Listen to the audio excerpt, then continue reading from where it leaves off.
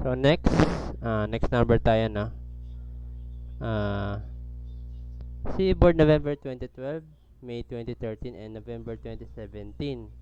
So lumabas ng problem na to. So situation 4, the tensile member shown 50 mm by 75 mm in cross section is subjected to a load of 200 kilonewton. So tensile force siya, na tension siya. So yung plane AA makes an angle of 15 degrees from the horizontal or with the x-axis. So ito yon, 15 degrees daw yan o angle dyan. What's the tensile stress at section AA? So para ma-solve yung tensile stress sa section AA, kukunin natin yung component. So kung 15 yan, yan, 15 degrees, no? May load tayo na tension 200 kilonewton. So yung perpendicular sa kanya, ayan, ito yung load na tension. So 15 degrees din to. Ayan, property yan ng trigonometry na, ay ng geometry. 15 degrees din yan. Ayan. So ma-solve natin ang tensile force. Tapos ito naman ang shear force. Ayan. So ito syempre 90 minus 15 or 75 degrees. So 200 cosine 15,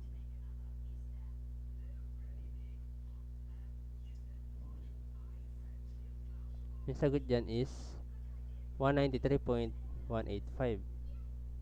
193.185. Ito naman sine. Gagawin ko lang sine to. So yung force dyan is 51.764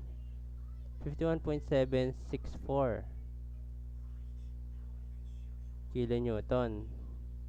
So syempre, yung area yung i-consider natin, yung plane AA. So solve natin to. Di ba sabi 50 to, eto 75. So syempre kunin natin tong inclined distance. Kung 15 yan, so adjacent over hypotenuse, no? So denote ko to as x. Gawin kong red, no? Denote ko yan as x. So yung x ko is, x will be 75 over cosine 15. Ayan. 75 divide cosine 15. Ayan. Tignan natin, no? So 77.646 mm. So yung tensile stress na na-experience ng plane AA, so tensile stress is equal to yung load syempre 193.185 over ano ba 193.185 times 1,000 syempre para maging newton. Tapos ang area ko consider natin 77.646 times 50. Ayan. Yung sagot dyan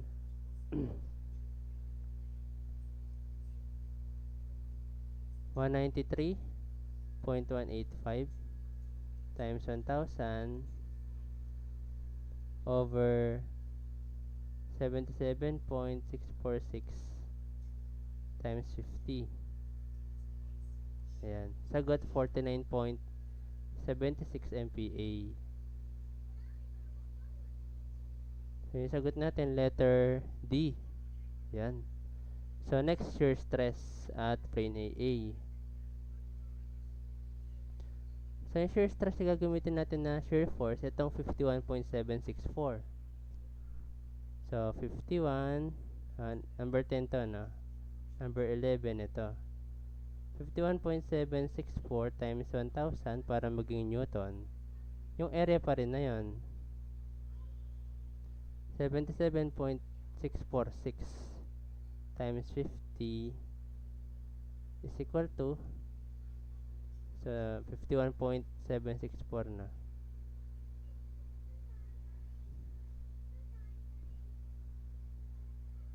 So, 13.33 MPa. Siyempre, sagot natin, letter A. Ayan. So, next, at what angle of plane AA is the shear stress maximum? Yan. So, paano ba natin i-solve yung shear stress maximum? So, unang-una, ano nga ba yung angle? Denote natin to as d theta. Ayan. D theta. Siyempre, nagbabago yung angle. Yan. So, para ma-solve yung stress natin, shear stress, no? Nung ginawa natin tong shear force dito, di ba yung ginawa natin? 90 minus d theta. Yan. So, load. Gawin natin 200 yung load. Umpisan muna natin sa stress, ay 10 or shear stress. Umpisan natin sa shear stress formula. Try natin kung kaya natin sagutin. Number 12. Shear stress is equal to force. Shear force over area. Yung shear force natin, 200 times 90 minus d theta. Ayan. Yung area natin, para ma-solve yung area, yun pa din, 50. Tapos, ito, depende sa angle. So, 75 over cosine d theta. Ayan. 75 over cosine d theta. Kaya natin to. Times 50. So, ma-cancel to. 4 na lang. Equal yan sa ano ba?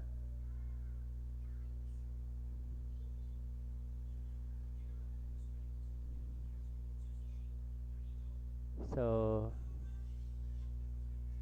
4 cosine d theta times 90 minus theta or d theta over 75.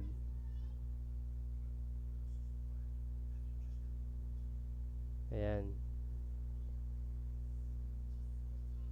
So, I think theta muna dapat. Hindi mo na siya dapat gawing d theta. Ayan. So, theta, in terms of theta pa lang gagawin natin. Don't worry. Ayan, theta. Ito din theta. Ito din theta. Try natin kung kaya natin, no? Hindi kasi ako ganun kagaling sa calculus. Ayan. So, i-move ko na lang. I-move ko yung part na to. Tsaka to. Ayan. Tsaka ito din part na to.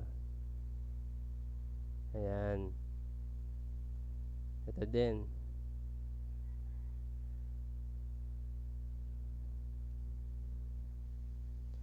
So, yun yung shear stress natin.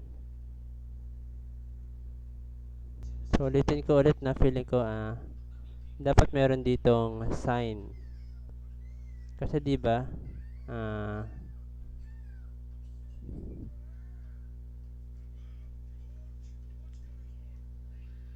Di ba yung ginawa ko 90 minus theta? Tapos magiging cos.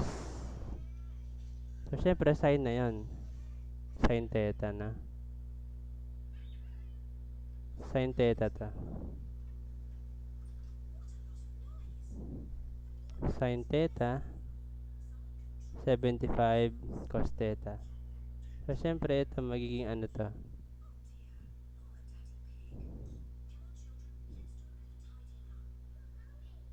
Sin theta, cos theta. Ayan. Pagbalik rin natin na.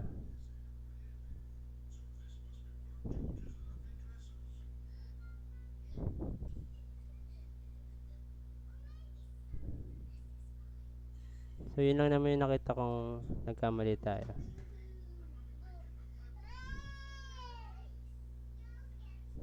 Ayan. So, ito yung equation natin na gagamitin. Actually, kahit wala natin 4/75, ma-solve natin yung angle. So, shear stress equals 4 sin theta. Rewrite ko lang, no? Sin theta cos theta over 75. So, derivative ko to. So, d shear stress with respect to angle theta equals, ano sagot? Siyempre, lalabas ko natin 4/75. Derivative ko yung sin theta cos theta. So, product rule tayo. Gagamit tayo ng product rule. So, use product rule to solve the value of derivative ng sin theta cos theta. So, kakopy ko yung unang term na sin theta. Sin theta, derivative ng cosine theta is negative sin theta. Ayan, negative sin theta. So, plus, kakopy ko tong pangalawang term, cosine theta. Derivative ng unang term, sin theta. Cosine theta pa din. Ayan. So, para maging maximum yung shear stress natin, kailangan nating equate tong d theta over, or d shear stress over d theta to 0. Or the shear stress with respect, or derivative ng shear stress with respect to the angle, or differential angle. Kailangan equal natin sa 0. Kasi sa maximum minima natin, for example, ito yung curve. Ito yung peak. Yung slope dyan is 0. Ibig sabihin, ng dy over dx dito is 0. Kaya para makuha natin yung maximum, kailangan natin siyang equate to 0. So, itong term na to, maka-cancel tong constant. Wala na yan. So, ano mangyayari dito? So, mangyayari, sin squared theta, negative, no? Plus cosine squared theta equals 0. Or, cosine squared theta minus sin squared theta equals 0.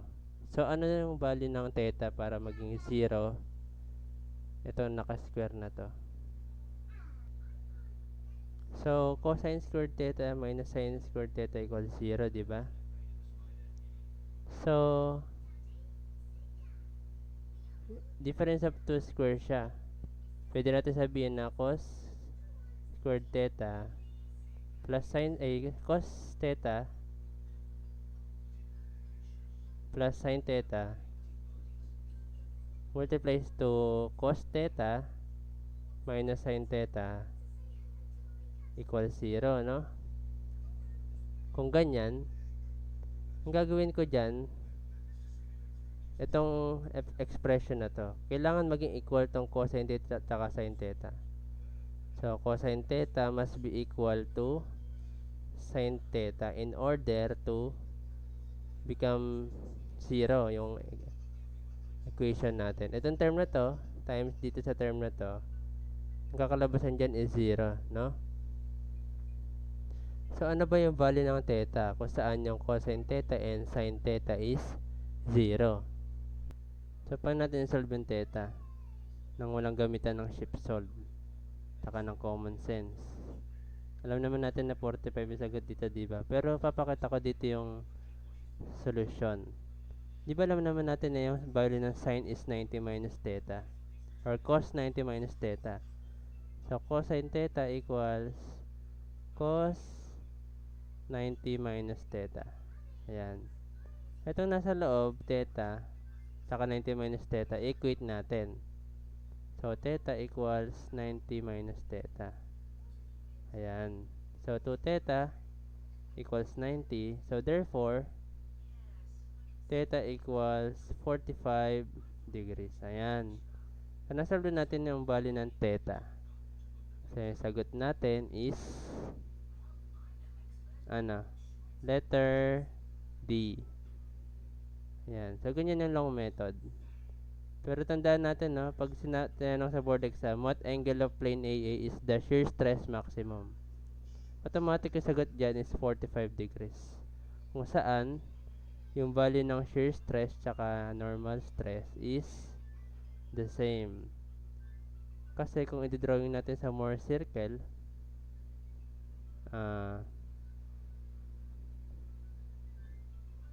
so, yan na natin. Hindi ko naman napapakita yung Mohr circle. So, next problem na tayo, no?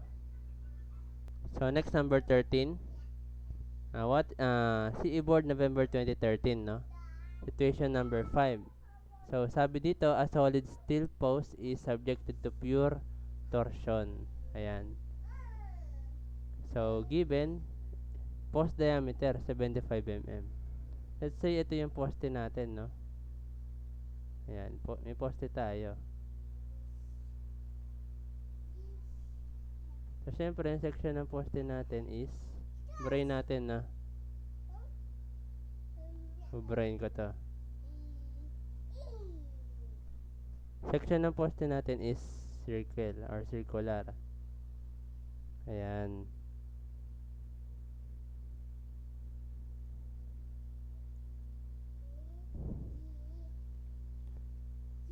Medyo mahirap mag-drawing.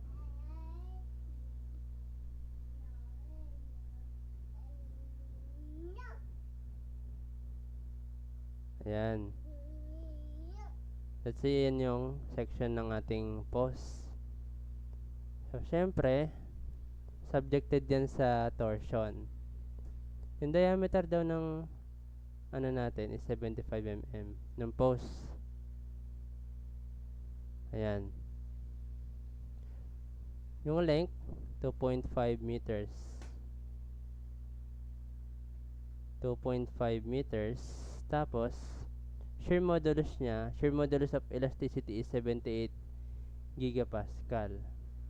So, syempre, kapag yung body natin is na subjected to torsional load, let's say, ito yung load niya, may torsion siya. So, yung tanong dito, what is the torsional rigidity of the post in kilonewton meter squared? Ano ba yung torsional rigidity natin? Torsional rigidity is number 13, no? Torsional rigidity is equal to JG. Ano ba yung J? Ano ba yung J tsaka G? Ito yung J, ito yung polar moment of inertia. Yung polar moment of inertia natin ay x plus iy. Yan yung J. Yan. Yung G naman, itong shear modulus. So, ganyan lang kadali. Ayan. So, yung polar moment of inertia natin Di ba yung inertia natin in terms of diameter is pi d4 over 64. So, pag times 2 natin yan, since yung Ix is same sa Iy, sa times 2 ko lang, pi d4 over 32. Ayan. So, yung Jj natin, Jg is equal to pi 75 to the 4th. 75 yung diameter natin, di ba? Over 32. Yan yung J. Kaso,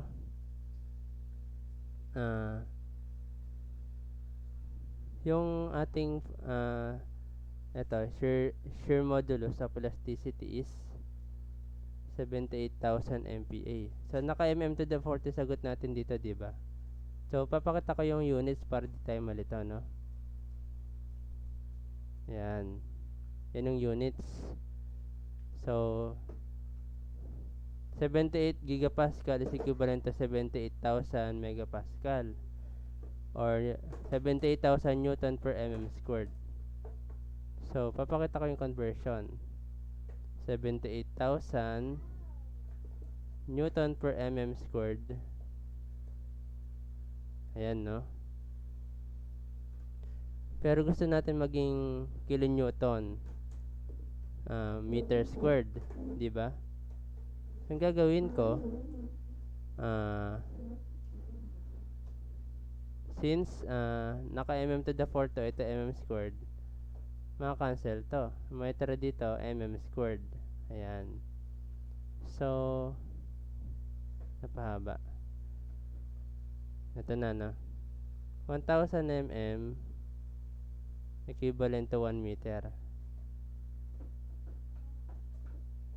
squared kasi naka-square tong mm natin. Tapos 1 kilonewton is equivalent to 1,000 newton. Diba ganyan naman yun? Maka-cancel tong newton, cancel yung newton, cancel yung mm squared dito. May tira kilonewton meter squared. So, solve na natin using our calculator.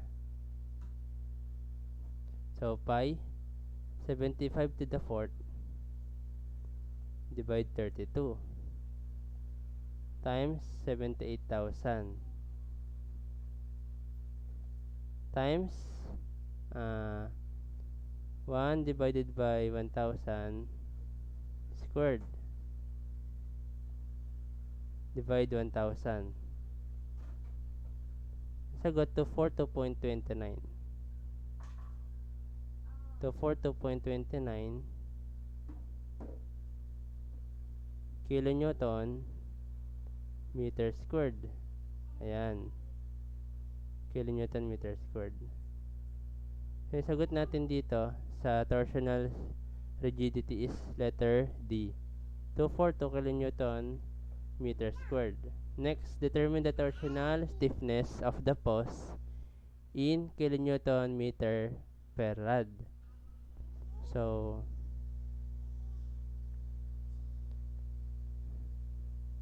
yung ano natin, may formula kasi tayo for torsional rigidity or torsional stiffness. Yung torsional stiffness natin is the shear stress over theta equals Jg over L. So, di ba meron tayong formula sa angle of twist na shear stress L over Jg. Ayan. So, dyan na-derive yung formula na T over theta equals Jg over L. Ito yung Jg over L na to, ito yung torsional stiffness sa tinatawag. Tanggalin ko na to, no? Pinakita ko lang. This is the torsional stiffness. Ayan. Yung Jg natin, meron na tayo. 242.29 kilonewton meter squared, no? Gawin natin ganyan. So, 242.29 kilonewton meter squared over 2.5 meter. Yung length. Itong L natin. Yung length natin, di ba 2.5 meter? Kaya yun, di-divide lang natin ng 2.5 yung sagot natin kanina. Divided by 2.5. So, 96.917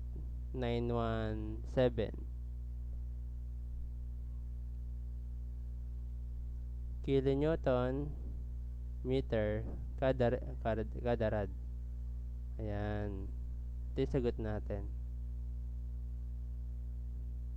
96.917 or ito, letter C.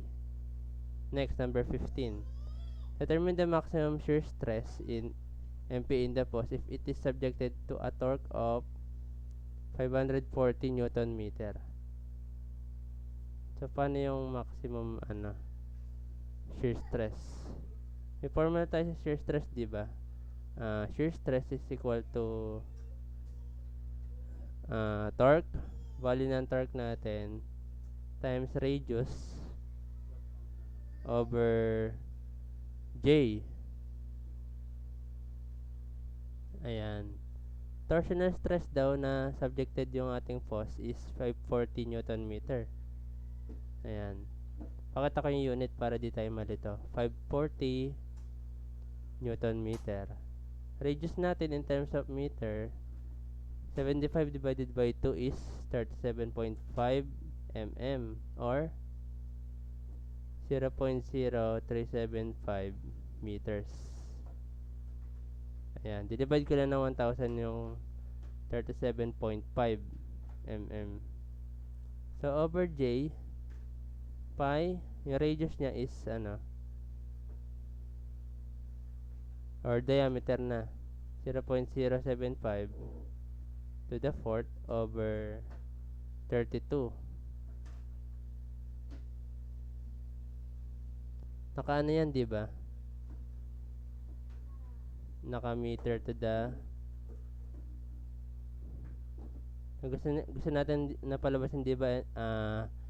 Newton per mm squared or megapascal.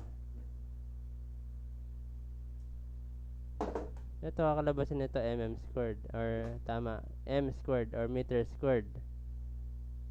Ito naman, mm to, or m to the fourth. Ayan.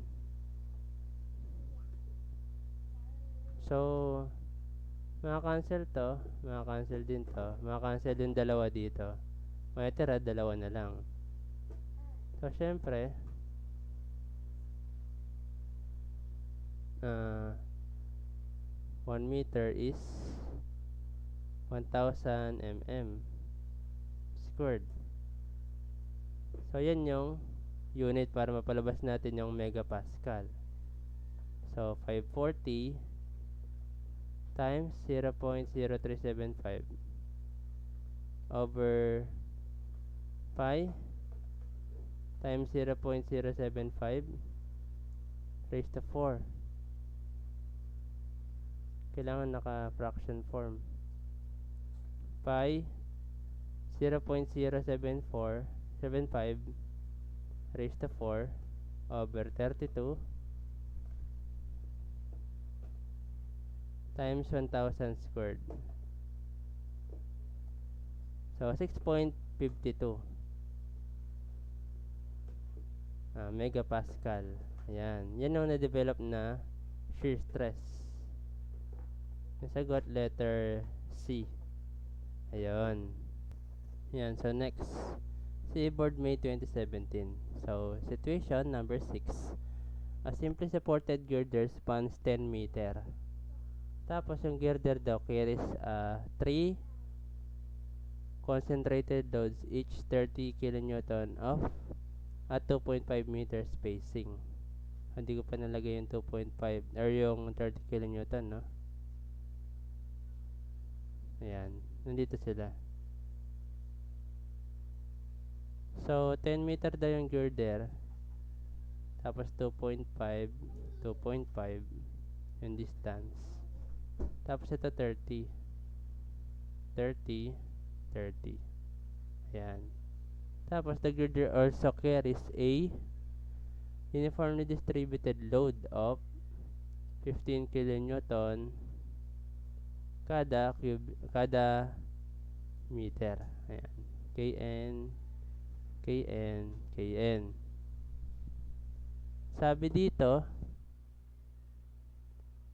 throughout its length, no, 15 kilonewton per meter. So, binigay yung property ng girder or ng I-beam. So, ito yung I-beam natin.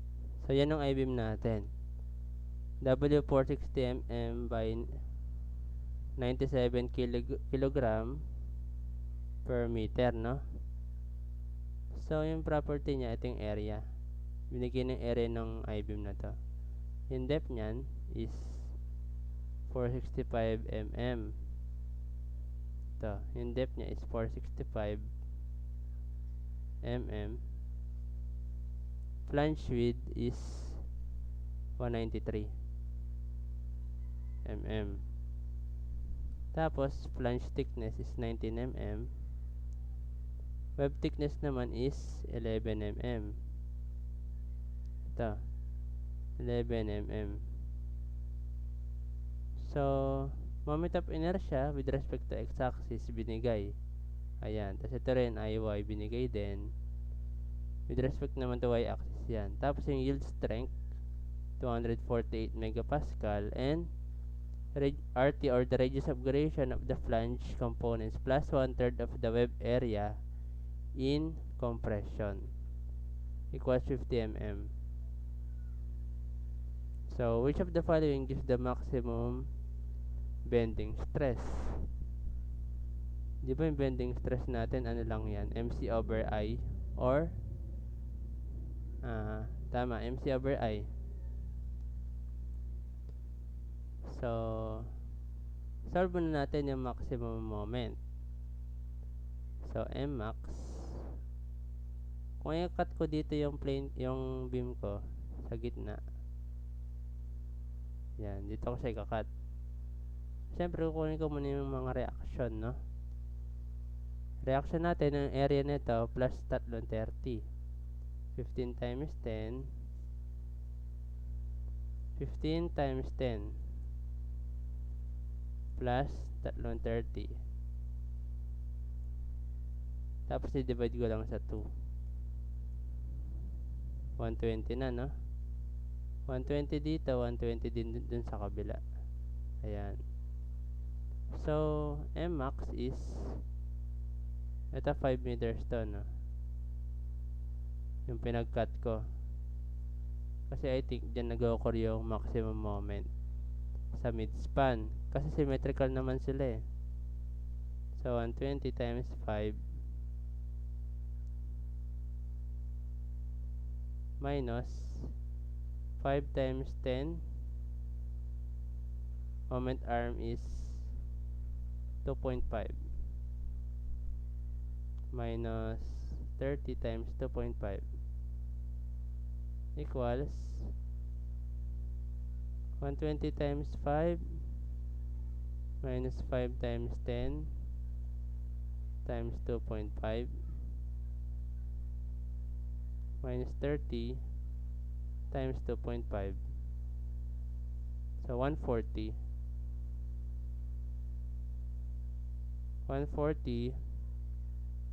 kilonewton kilonewton meter na. Yan ang bending moment ko. So bending stress MC over I, no? So moment ko or bending stress FB is equal to MC over IX. So M ko 140 kilonewton meter. Kailangan gawin ko siyang newton millimeter, na. So times 1,000 na lang para maging Newton times 1,000 ulit para maging millimeter. So, 1,000 squared times yung C natin na ano yung value ng C? 465 divide 2.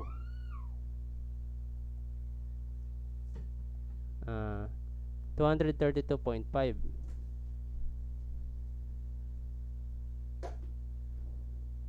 Ayan. mm, no? Over moment of inertia. To the fourth na. 445 times 10 to the 6. 445 times 10 to the 6. To the fourth. So, maka-cancel tong 10 to the 6. Ayan. Ang kalabasan yan is 140 times 2 to 3, 2.5 divide 445. So, yung bending stress ko, 73.14. Hindi siya lumabas. So, check ko lang. So, alam ko na. So, kailangan pala, meron pang additional load dito.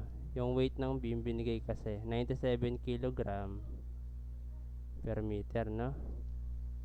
So, kailangan natin i-convert into kilonewton per meter. So, para maging kilonewton per meter to, 97 times 9.81. Newton na siya, no? I-divide ko yan ng 1,000 para maging kilonewton per meter. So, yung sagot dyan, 97 times 9.81 divide 1,000. So, 0.95157. Yan. Kilonewton per meter. Ibig sabihin, maliit ang reaction nating 120. Kasi yung 15, madagdagan siya ng 0.95157. So, 15.95157 kilonewton per meter. So, plus 15 ko to times 10 plus 3 times 30. So, i-divide ko ng 2, makukuha ko yung reaction na 124.76. So, 124.76 yung mga reaction dito. Ayan. So, 124.76 dito din. 124.76. Ayan. So, i-recompute ko yung Mmax ko, no? Tanggalin ko to. So, yung moment maximum nag-occur sa gitna or sa midspan. So, Mmax is equal to 124.76 times 5. Unahin ko muna yung mga load sa taas, no? So, 15.95157 times ano ba? 5 squared over 2 plus 30 times 2.5 minus ko yung 124.76 times 5. Yung moment max ko is ilan? 15.95157 times 5 squared over 2 plus 30 times 2.5 minus answer times 5. So, gawin ko na lang 124.76.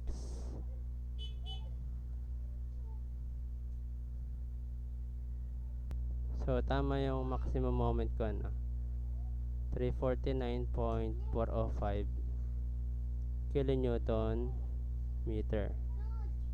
So, yun ang gagamitin ko dito. 349.405. Ayan.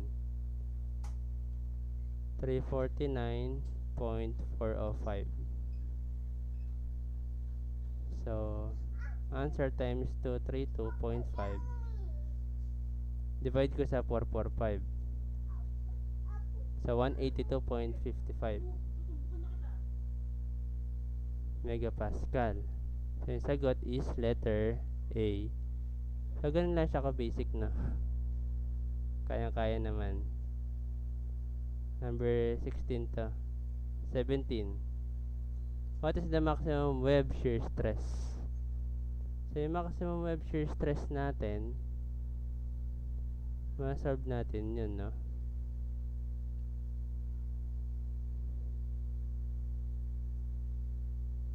So, maximum web shear stress natin is ilan? Paano natin solve yung maximum web shear stress? Di ba meron tayong formula equals V equals or FB equals V over D thickness ng web. So, shear stress natin, no? Yung value ng shear natin is yung reaction. 124.76 times 1,000. Kilonewton siya times 1,000 para maging newton over ano yun, D? Ano yun, D? 465, no? Yung thickness ng web, ilan?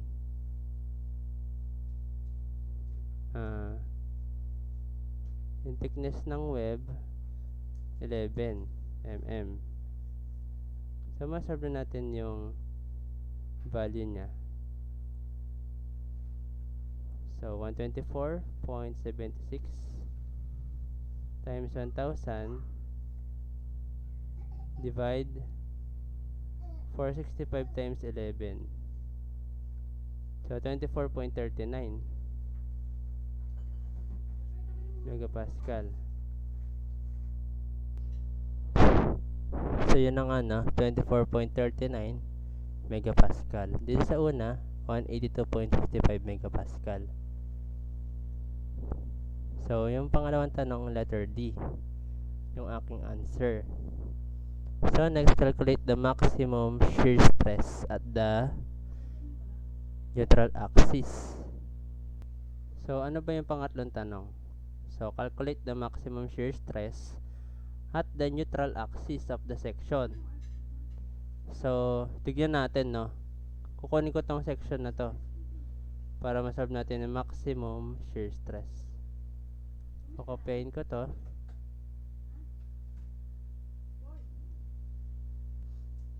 So, copy ko tong section, no? Para madali ko ma-explain.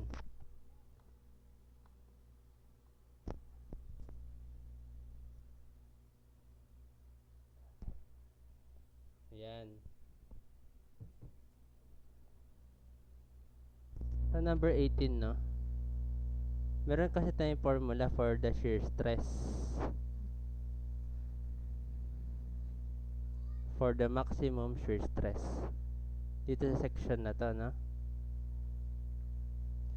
Kapag itong section na to subjected to horizontal or vertical shear stress, ito yung neutral axis natin.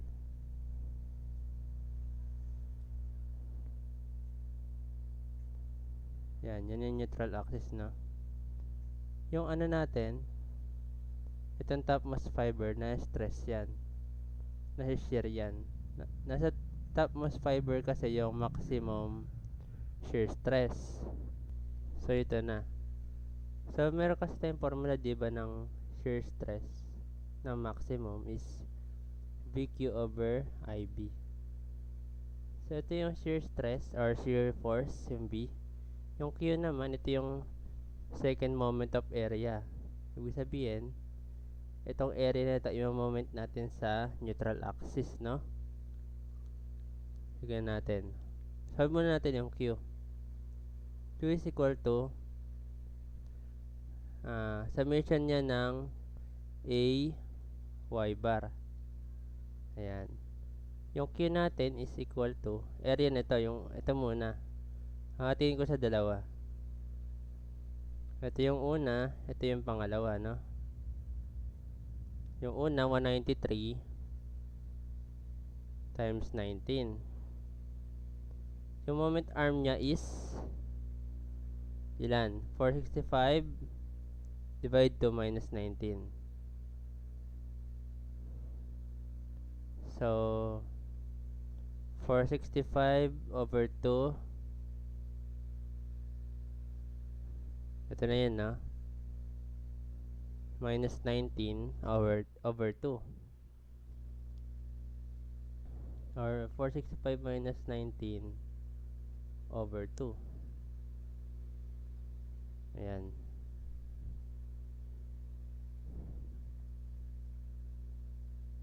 Plus, itong area na to. Itong maliit na to. 11 times, lagyan na nga natin, 465 minus 19. I divide 2 minus 19 213.5. So ito is 213.5. 213.5 times 11.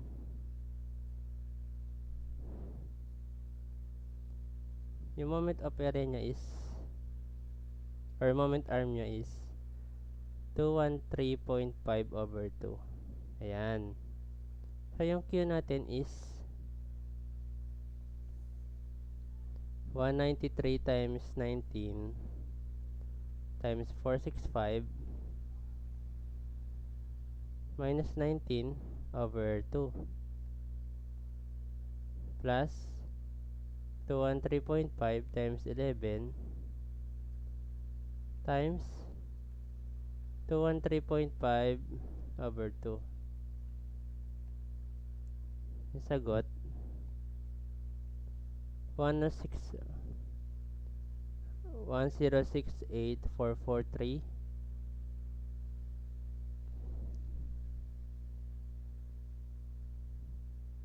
1068443.375 mm cube. Ayan. So yung value ng shear stress ko, siyempre yung maximum or yung reaction ko kanina, 124.76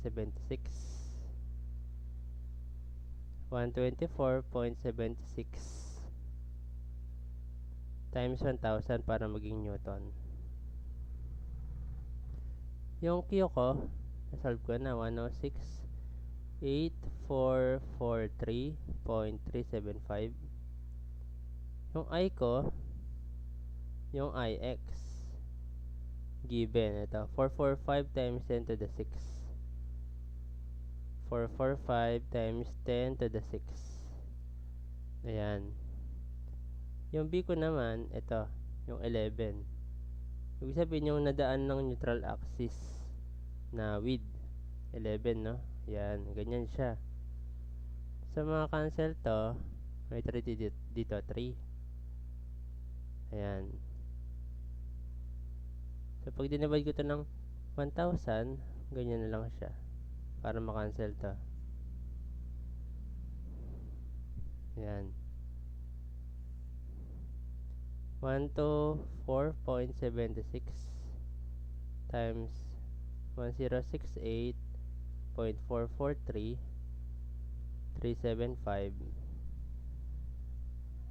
divided by 445 times 11. So, 27.23 mega Pascal. Ayan. So, yung sagot natin, letter C. Ayan. Basic.